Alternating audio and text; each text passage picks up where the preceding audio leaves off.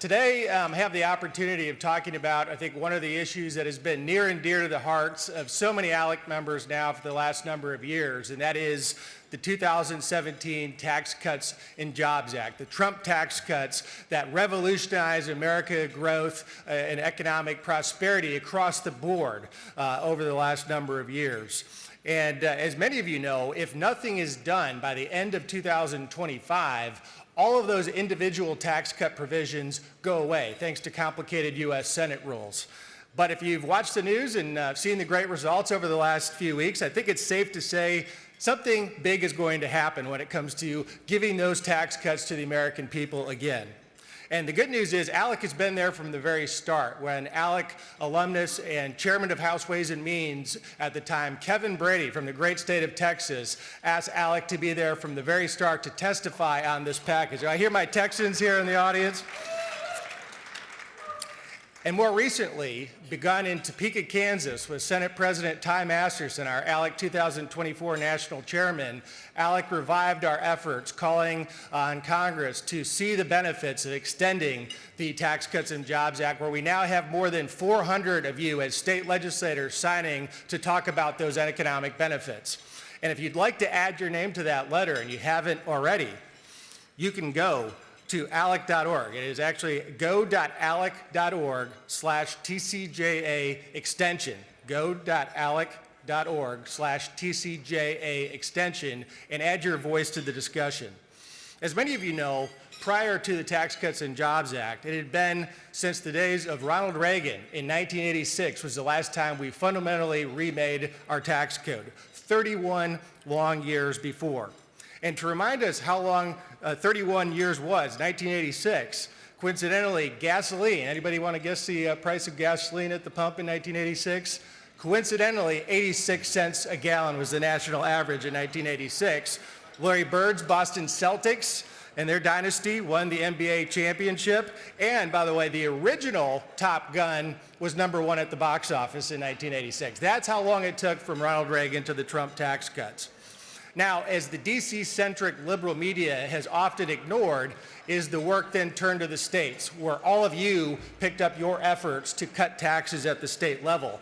And one of the underappreciated elements of the Trump tax cuts was to fuel the state tax cut revolution that we have seen because of all the hard work of the ALEC men and women in this audience and our members. And it's not just small rate reductions, we're talking about the flat tax revolution. So let me call out a few specific states that, as many of you know, in 2022 alone, we had 5 states become flat tax states and go from a progressive income tax to a flat tax, realizing Steve Forbes' vision of the flat tax. And those are Iowa, Mississippi, Arizona, Georgia, and Idaho, all in one legislative session. I think it's safe to say that would have not been possible except for the success of the 2017 Tax Cuts and Jobs Act. And today we have the opportunity, as I'm going to ask my friend George Callas to join me on stage here. George is Executive Vice President of Public Finance at Arnold Ventures, where he aims to further develop analysis needed to drive tax and fiscal policy solutions. Now, George was Chief Tax Counsel to Paul Ryan when he was Speaker of the House during the construction and passage of TCJA. And while many individuals around this town like to claim some credit for the Tax Cuts and Jobs Act, I think it's safe to say George was one of a very small handful of individuals that were there with Speaker Ryan and those key leaders that made Tax Cuts and Jobs Act reality. And we are lucky to have him as the key staffer to Paul Ryan actually helped get this passed into the desk of President Trump. And today we have really the opportunity to get his thoughts on not just how they got it done in 2017, but more importantly, how we're going to play this out in 2025 to continue those tax cuts. So ladies and gentlemen, please give a warm ALEC welcome to George Callas.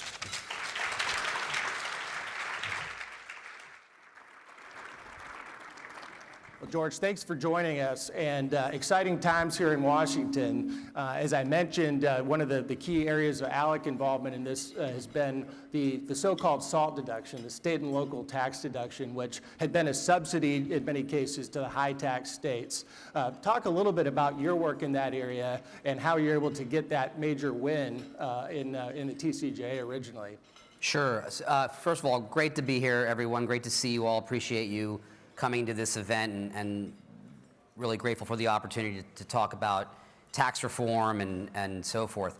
So the SALT cap, it's it's funny because the idea of repealing the SALT deduction as part of tax reform, broadening the tax base, lowering tax rates, goes back decades. And I can cite numerous, not only conservative and libertarian tax reform plans, but bipartisan commissions, and so forth. Bowles Simpson back in 2010, others that proposed full repeal of the SALT deduction as a way to pay for lower tax rates on everyone, on the grounds that you just stated, that the SALT deduction is a subsidy to high tax states, a federal subsidy by federal taxpayers to high tax states. If you are in the 40% or what's currently the 37% federal bracket, every dollar your state raises your taxes only costs you 63 cents because you get a deduction,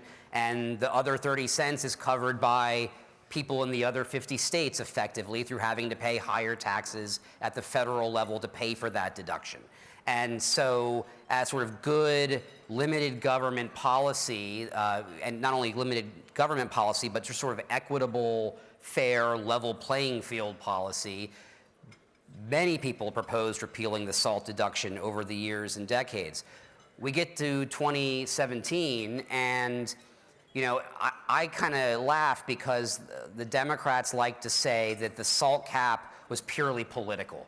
It's not a policy choice, but just a purely political choice to stick it to their voters. And my response is that the politics in it is allowing $10,000 as opposed to allowing zero, right? The pure policy, the pure correct policy is full repeal of the deduction. And to the extent politics got involved, it was allowing a $10,000 deduction to soften the blow for some folks in various parts of the country. So that cap was supposed to kind of shield the middle class. And of course we always heard about the firefighter and school teacher making $500,000 a year who were going to get hit by the cap, and we said, yes, but they're also going to benefit from lower rates. They're also going to benefit from no longer being hit by the alternative minimum tax, which, by the way, takes away the SALT deduction, and I think most people didn't even know that before the TCJA. And so they're going to have a bigger standard deduction, lower rates, a bigger child credit, and they're almost all of them are going to be better off, and the ones who aren't are going to be some very high income people in very high tax parts of the country. It's really a good point in that so many of you that have been working hard to balance your budgets, and we've seen 24 states substantially cut income taxes in the last 4 legislative sessions now alone. You're doing that hard work, and you want to not have to pay the subsidy to the high tax states that are not balancing their budget and have these massive unfunded pension liabilities. But you bring up a good point or two here that I wanted to drill down on a little bit more, is the hypocrisy of the progressives here that want, at least their claims are, they want a more progressive tax code, and yet the SALT deduction benefits just a few handful of wealthy individuals in the high tax states. So maybe elaborate a little bit more on that. And then when it comes to that AMT connection, one of the things of the hated individual alternative minimum tax there that nearly went away because of TCJA as a pay for, the SALT and AMT roughly kind of equaled out there. And so talk a little bit about the interaction of that. Exactly. That's a really important point, is that before the TCJA, we had this alternative minimum tax in place, a second parallel tax system, and people had to figure out their taxes under the regular income tax and the alternative minimum tax, and then basically pay the higher of the two. And the alternative minimum tax one of the biggest differences between the AMT and the regular tax was that under the AMT, you didn't get a SALT deduction. And there are other tax deductions and credits and preferences that were also either disallowed or reduced by the AMT, but a lot of the money, if not most of the money that the AMT raised came from disallowing the SALT deduction. And it was not transparent, right? People thought, people use TurboTax. They put in how much they paid in state and local taxes, and they don't really see that the AMT is clawing it back. So a state government, because it wasn't salient in that way, a state government could say, okay, we can raise our state taxes, and either people are actually getting a deduction, or if they're hit by the AMT, they still think they're getting the deduction, right? Even if maybe part of it's being clawed back. But yes, the SALT cap paid for lower rates. It paid for the AMT relief. I will say, I spent 15 years on the Hill, 12 in the House, 3 in the Senate. I'm known as more of a House person, which means that when something doesn't go perfectly, I still kind of blame the Senate. Our members know nothing about House versus Senate difficulties at the state level. That never happens at the state level. There was a House Republican staffer a long time ago who once said, Democrats aren't the enemy, Democrats are the opposition. The Senate is the enemy. But the House version of the TCJA did permanently repeal the alternative minimum tax for everybody.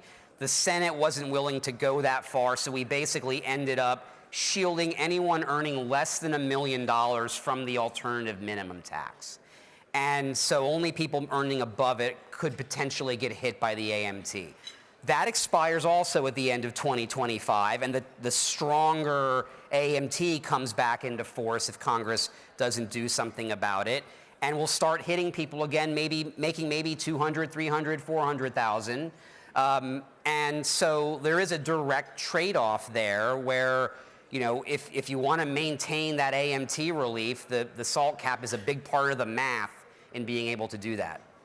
So let's talk the numbers a little bit as it comes to the debt and where we're at today, because 2017 and 2025, we're in vastly different places because of obviously a lot of the Biden administration's big government spending agenda that we've seen over the last several years. So this is really interesting by the numbers, folks.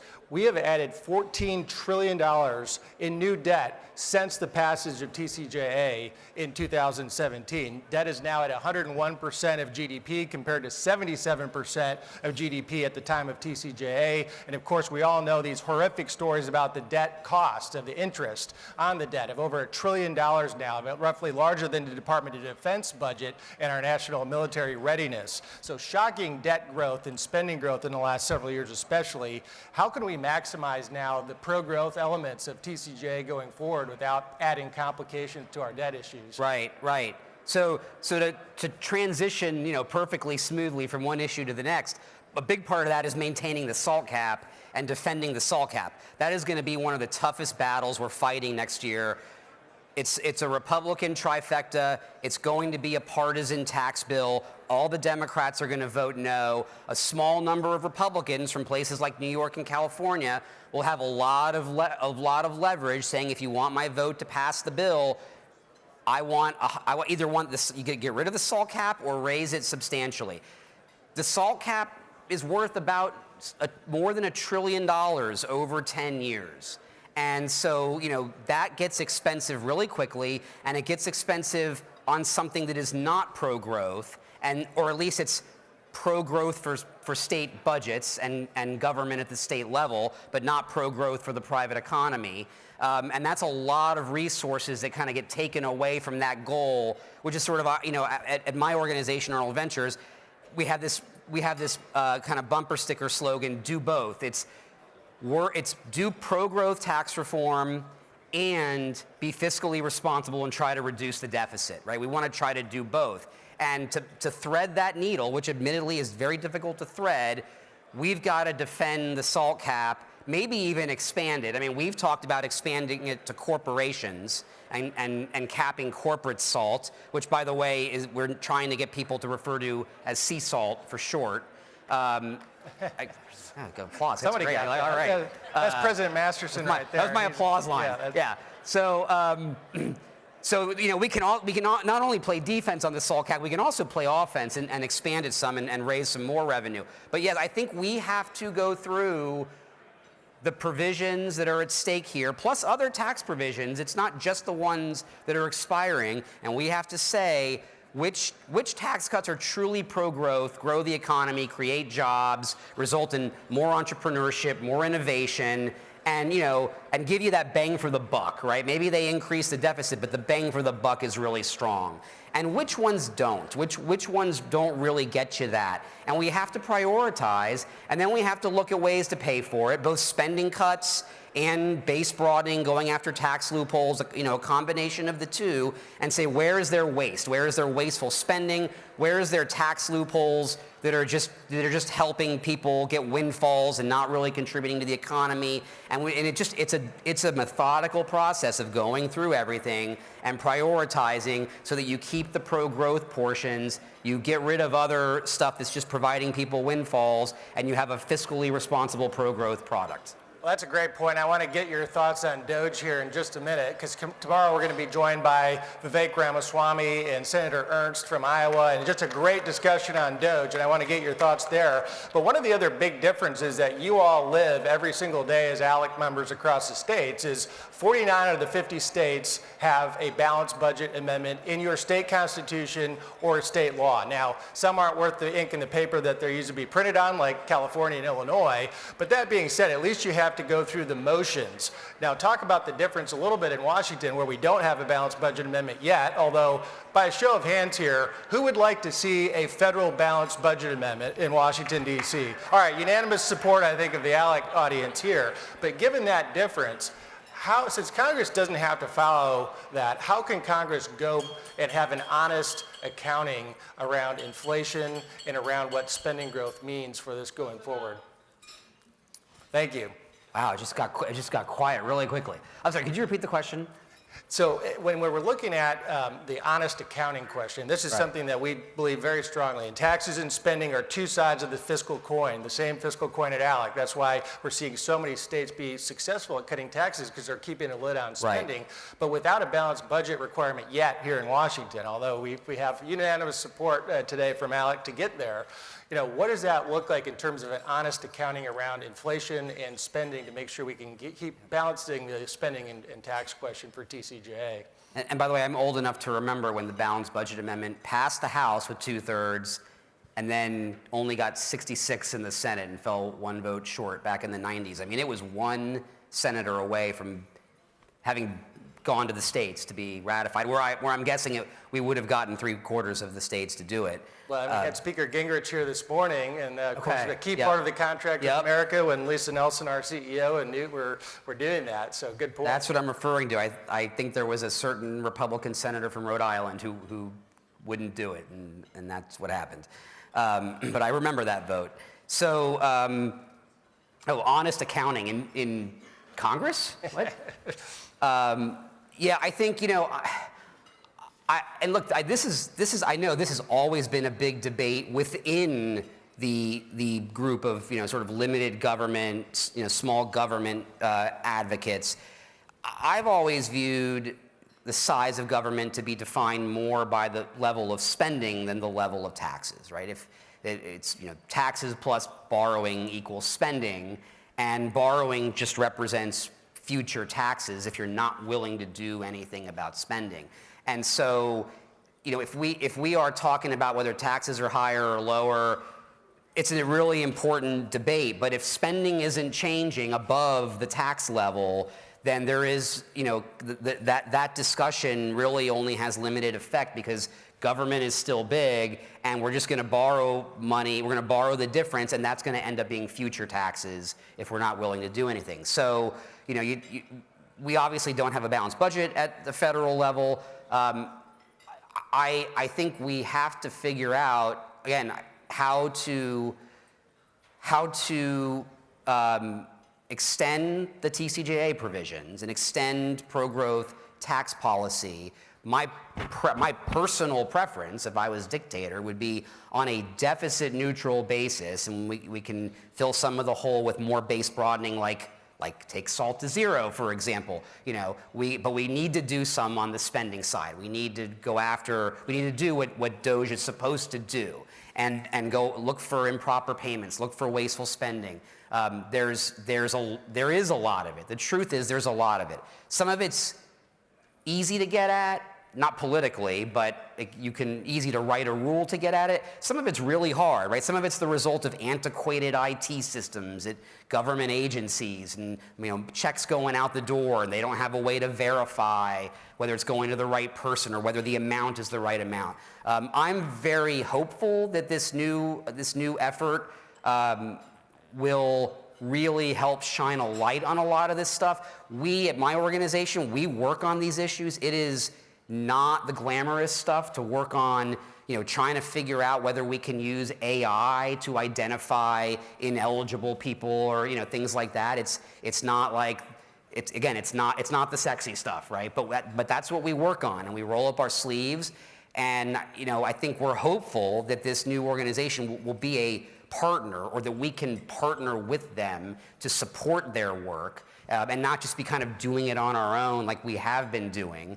And I think like everybody, I've been through many presidential transitions, and there's always that period of, it's not chaos, but it's sort of disorganization, right? And that's just kind of how the system works. Like, nobody's really figured out who to talk to or who's in charge of what yet, and we're kind of working through the best way to engage with this new organization as it gets stood up, because we think the work we do can be really helpful to them, and vice versa. I think getting, as they get going, getting direction from them on how we can use our resources to help supplement their work to really improve the federal budget, get at wasteful spending, have more transparency, better accounting, and see what's really going on,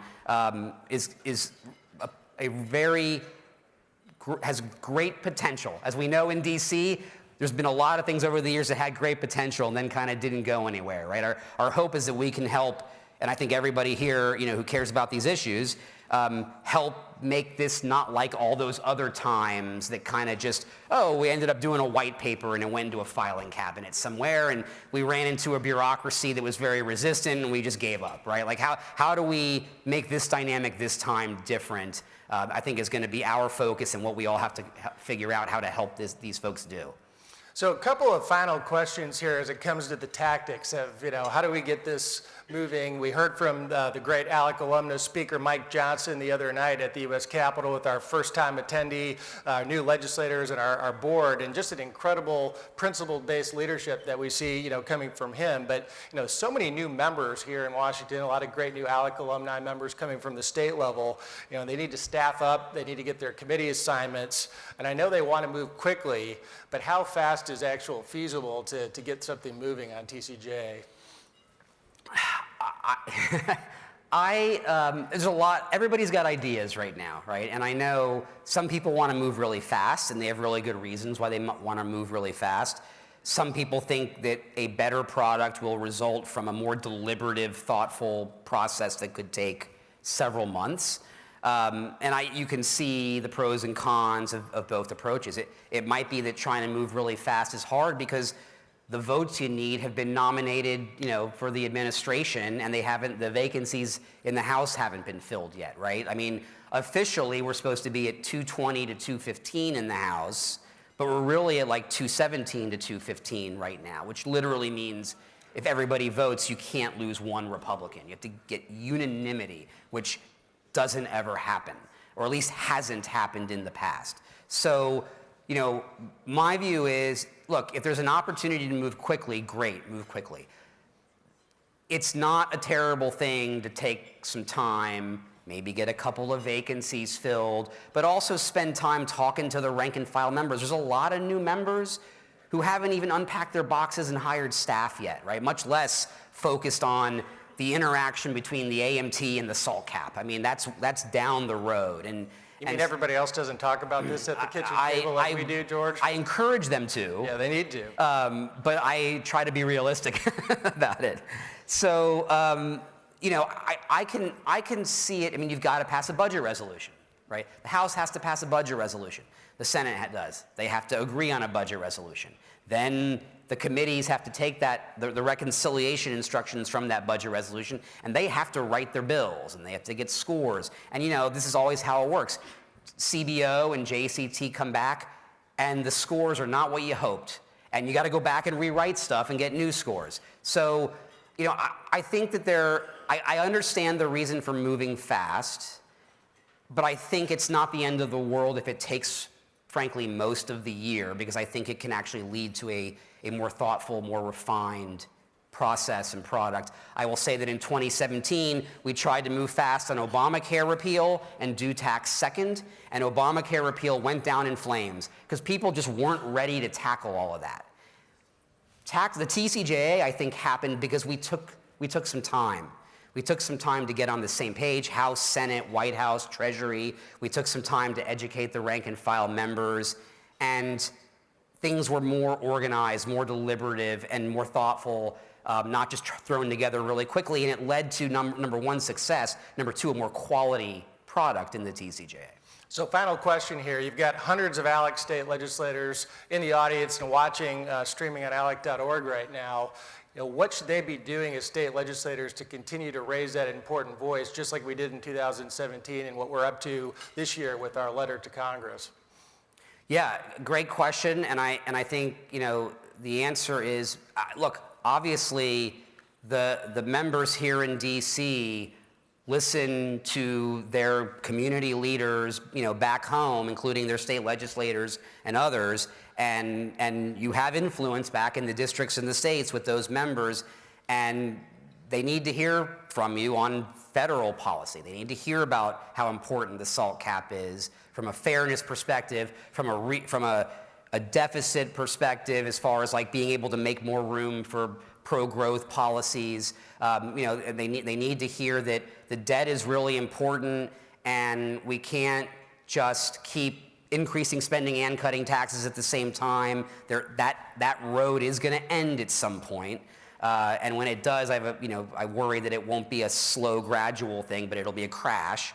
And so they need to hear from that. They need the support, right? They need to know that people back home have their backs when others in DC, lobbyists, whoever, are pressuring them to just do this for us. This tax credit's really important to us. This deduction is really important to us. This appropriation is really important to us. This spending program is really important to us. You know, they need to know that there's that counter pressure of people back home saying, do the right thing for the economy, the country, the deficit, because that does matter, and that does sort of give them the courage to make the tough choices. Well, there you have it. One of the most important issues facing our nation, our economy, and certainly our taxpayer wallets out there across the country. George, thank you for your leadership and being with us today. Thanks, everyone.